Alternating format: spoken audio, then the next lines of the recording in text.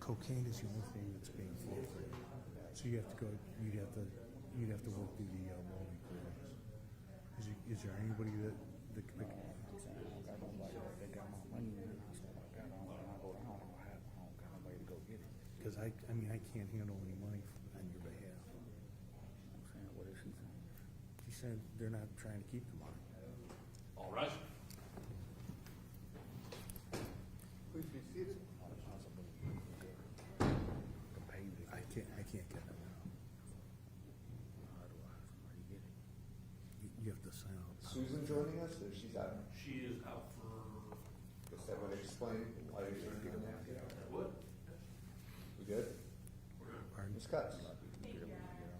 We are here today in state of Ohio versus You should, Antonio yeah. E. Woods, case number 25-CR-001370. Defendant is present over court today with his counselor, John Petiga. We are here today for sentencing. Defendant was last before Your Honor on November 4th of 2025, where he pled guilty to count 2, making false alarms, counted the fourth degree, as well as count 4, possession of cocaine and felony of the fourth degree with a forfeiture specification. At that time, pre-sentence report, briefing of fact statement, and psychological evaluation were ordered. The state's understanding that those have been completed and provided to the court, and that all parties are prepared for the sentencing at this time. Thank you. Thank you. Mr. Fatiga, any reason not to proceed with sentencing? Good afternoon. No, Your Honor, no reason not to go forward. Very good, you may go first. I've had an opportunity to review the PSR as well as a psych evaluation for this case. You can see that Mr. Woods has had a fairly traumatic childhood, was not in his right mind when this phone call was made. He's been dealing with a drug problem for a number of years. We acknowledge that he does have some criminal history, but he spent 94 days at the Lake County Jail. No incidents were reported on his PSR. He was cooperative throughout the PSR process and the psych interview. We'd ask the court to consider a minimal sentence concurrent, taking all these factors into consideration. Thank you. Thank you. And Antonio Woods, the law does allow you to address the court before you're sentenced. Is there anything that you want me to know? Yes, Your Honor. I want you to know that I apologize. I'm sorry, like, for even having this type of thing go on. I've never done this before. I was off drugs. I had a real bad drug problem. I'm not making an excuse for that, and I'm just owning up and being a man and taking my responsibility for what I've done, sir. And I'm sorry. I apologize to the court. Very good, thank you. Yes, sir. Ms. Cutts? Thank you, Your Honor. As this court is aware, the making false alarms involved the defendant calling 911 indicating that he had shot and killed his girlfriend and was going to kill himself.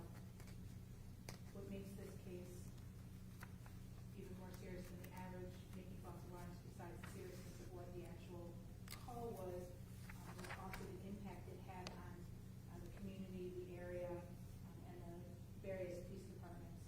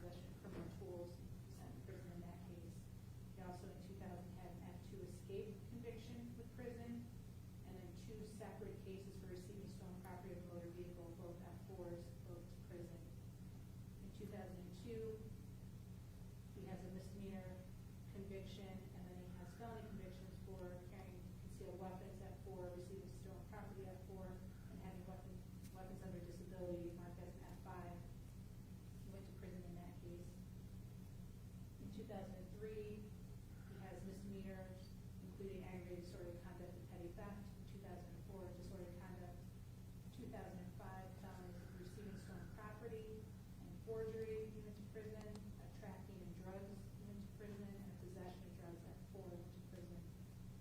2008, he has aggravated robbery, F1 with firearm specification, kidnapping F2 with firearm specification, and having weapons under disability, felony with 3rd degree, went to prison in that case. In 2013, he has misdemeanor offenses including criminal trespass and marijuana possession. 2014, he has another having weapons under disability, felony with 3rd degree, and received some property, felony with 4, went to prison. In 2017, he was given an opportunity on probation on possession of drugs at 5. He violated multiple times. And then 2017, the same year, he had another possession of drugs at 5 and went to prison. 2018, he has a trafficking of drugs at 5, went to prison. And in 2020, he had a felony possession of a firearm, a Class C felony, which is a federal offense, where he receives 70 months incarceration and 3 years of supervised release.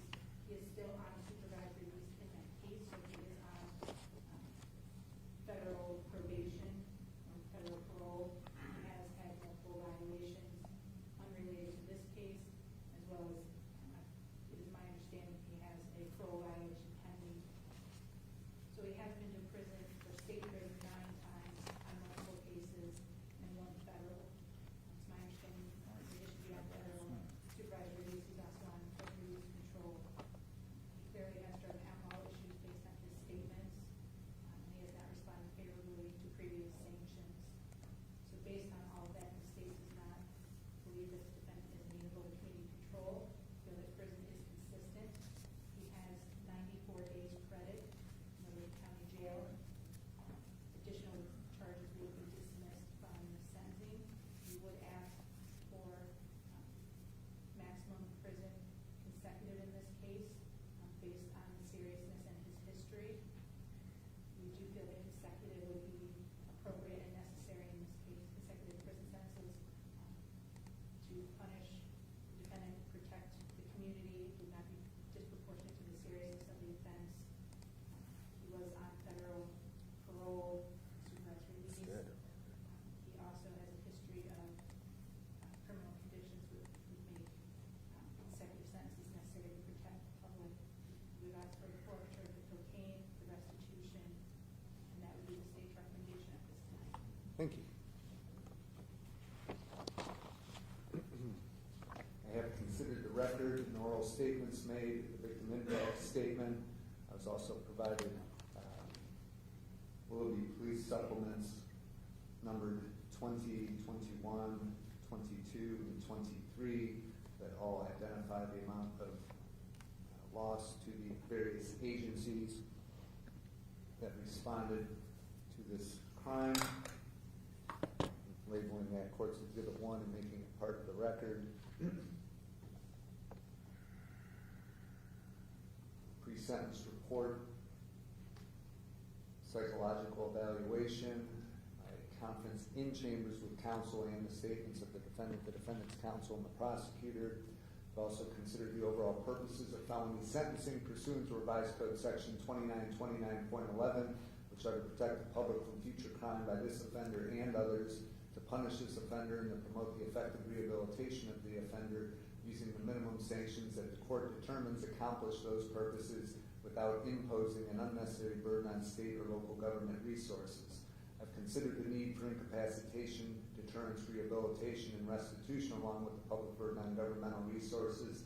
I've considered the recommendations of the parties. I've reasonably calculated the sentence to achieve the overriding purposes of felony sentencing and to be commensurate with and not demeaning to the seriousness of this offender's conduct and its impact on the victims, and to be consistent with sentences imposed for similar crimes committed by similar offenders. In using my discretion to determine the most effective way to comply with the purposes and principles of sentencing, I've considered all relevant factors, including the seriousness factors set forth in Divisions B and C of Revised Code Section 2929.12, and the recidivism factors set forth in Divisions D and E of Revised Code Section 2929.12. As the seriousness factors, obviously these agencies suffered serious economic harm, but that is part of that charge of making false alarms was a dollar amount. However, under other relevant factors, the amount of inconvenience and probably terror that the defendant inflicted by his conduct here is a lot. You heard about the hospitals needing to reroute patients, juror not being able to come to jury duty, and all the professionals who responded to this scene being on high alert for the several hours they were there, the fear and terror among the people who were living there. That all makes this conduct more serious. There's no conduct that makes it less serious. As to recidivism, as the prosecutor outlined, the defendant has a lengthy criminal history, making it recidivism more likely, making recidivism less likely. I don't find any of those factors. Under 2929.13b, any presumption in favor of community control is overcome since the defendant has served various prison sentences, prior prison sentences. So the court's going to find prison is consistent with the purposes and principles of felony sentencing. The defendant's not amenable to available community control sanctions. I think that the case was kind of called a swatting case, and perhaps legally it's justified to call it that, but I don't think that was your intention when you made that call. Unfortunately, the results are the same. They had to bring in a lot of manpower to protect the citizens of Willoughby, and whether that was your intention or not, that's what happened. And thankfully, due to the professionalism of those first responders, nothing bad happened. But you set into motion, probably, and I believe it's because of your drug use, this chain of events, and there has to be punishment for that. So the court, the sentence of the court is the defendant to serve a stated prison term on count 1, making false alarms of 18 months, on count 4, possession of cocaine 12 months.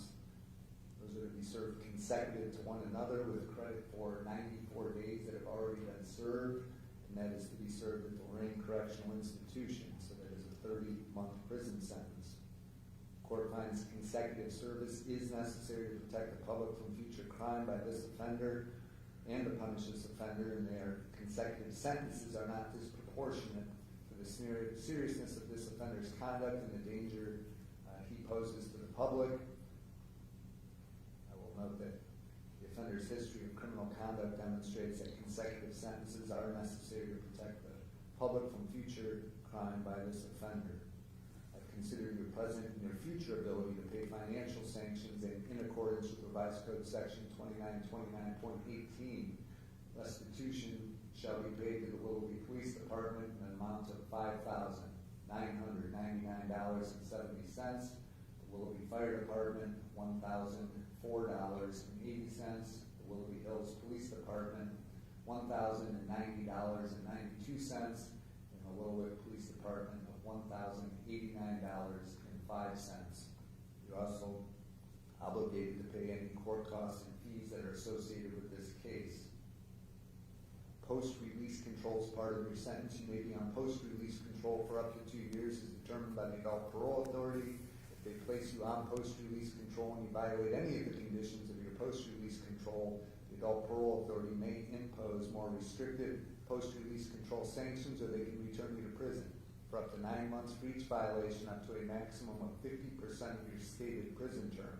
If your violation of post-release control is for committing a new felony offense, you may be prosecuted for that new offense. In the court in which you're being prosecuted for the new felony, that judge may impose an additional consecutive prison sentence for the post-release control violation. The maximum prison term for the post-release control violation shall be the greater of 12 months, or the period of post-release control for that earlier felony minus any time you spent under post-release control for that earlier felony. You do have a right to appeal. If you're unable to pay the cost of an appeal, you have the right to appeal without payment. If you're unable to obtain counsel for an appeal, counsel will be appointed without cost. If you're unable to pay the cost of documents necessary to an appeal, including any transcripts, the documents and transcripts will be provided without cost, and you do have the right to have a notice of appeal timely filed on your behalf. The balance of the indictment is dismissed. Bond, if any, is released. Is there anything further from the state? Yes, Your Honor. One clarification, I believe you said count one, it's count two is the making false alarm? I'm sorry, thank you. That's correct. Count two, the sentence is 18 months, and count four is to run consecutive to count two. Thank you. No, we also asked for the forfeiture.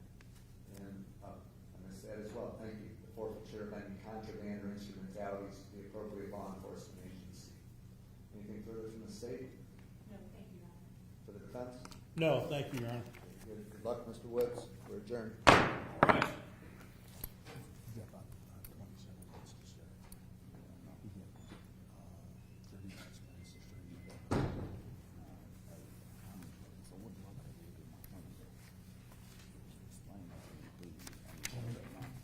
Yeah, you have to find someone that you can sign over and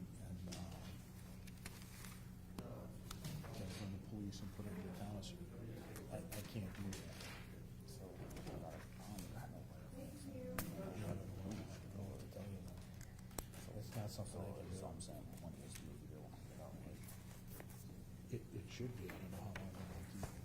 There's no one you can give power of attorney to.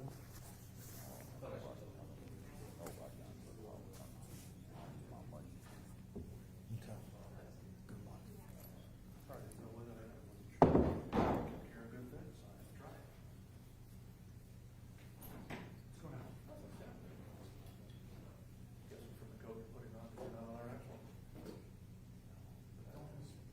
a little bit, a little bit of time. There'll be other kids.